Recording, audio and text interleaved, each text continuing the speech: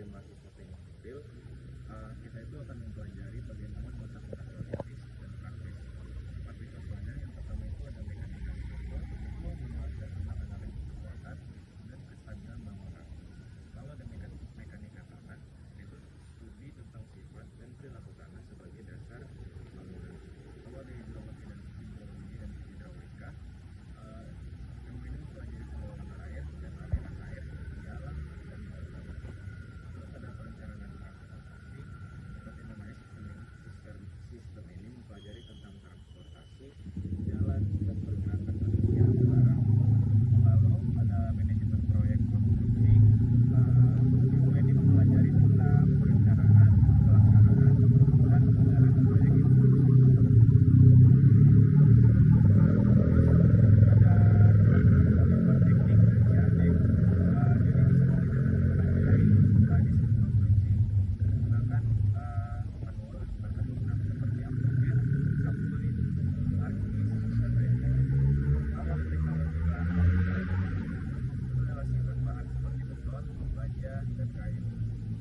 Terakhir ada struktur baja dan bentuk modular. Jadi ilmu ini mempelajari tentang desain dan analisis struktur bangunan menggunakan bahan tersebut. Terus di sini saya akan menjelaskan cabang-cabang ilmu teknik sipil. Yang pertama itu struktur. Jadi ilmu ini fokus pada kekuatan dan desain elemen struktural. Lalu ada geoteknik berkaitan dengan tanah dan fondasi bangunan.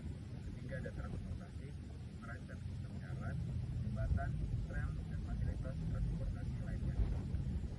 Yang keempat ada hidrologi dan sumber daya air. Jadi ilmu ini mempelajari tentang pengolahan air, irigasi, bendungan, dan banjir. Yang kelima ada manajemen konstruksi, yaitu mengatur proses pelaksanaan proyek agar tepat waktu dan efisien. Lalu yang terakhir ada ilmu tentang lingkungan.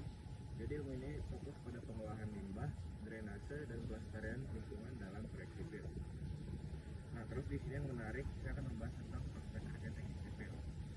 Jadi untuk lulusan teknik sipil itu punya peluang kerja yang sangat luas. Seperti contohnya yang pertama, itu kalian bisa jadi konsultan perencana dan desain konstruksi. Yang kedua kontraktor atau pelaksana proyek konstruksi. Yang ketiga ada manajer proyek, ada pegawai pemerintahan, PUPR, Bapeda, Kementerian Perhubungan, dan lain-lain. Lalu ada BUMN seperti Bina, Waskita, dan Bina Karya. Lalu ada perusahaan minyak dan gas dan tambang.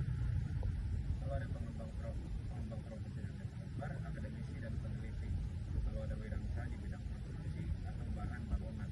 Nah, terus di sini saya akan membahas keuntungan dan kekurangan jika kalian memilih teknik sipil. Yang pertama jelas kontribusi langsung pada pembangunan negara. Jadi kalian itu bakal terlibat langsung dalam menciptakan infrastruktur yang dibutuhkan sama masyarakat. Lalu yang kedua, peluang kerja luas dan stabil. Jadi infrastruktur itu adalah kebutuhan dasar yang bakal terus berkembang. Jadi untuk permintaan tenaga teknik sipil itu bakalan tetap tinggi. Lalu ada kombinasi lapangan dan kantor. Jadi kalian itu nggak cuma kerjanya duduk di meja, tapi juga bisa mengunjungi lokasi proyek secara langsung. Kalau ada fleksibilitas karir, itu kalian bisa berkarir di sektor publik, swasta, maupun mandiri sebagai entrepreneur. Nah, baru ada kekurangan atau tantangan kalau kalian itu milih teknik sipil. Jadi yang pertama itu tentu beban studinya itu cukup berat. Jadi banyak mata kuliah teknis dan praktikum yang menuntut waktu dan konsentrasi yang tinggi.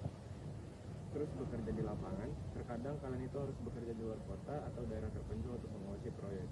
Lalu teknologi yang terus berkembang. Jadi kalian itu harus selalu belajar dan mengikuti perkembangan metode, konstruksi, dan perangkat lunak terbaru. Jadi untuk terakhir harapan saya sebagai mahasiswa teknik sipil, harapan saya adalah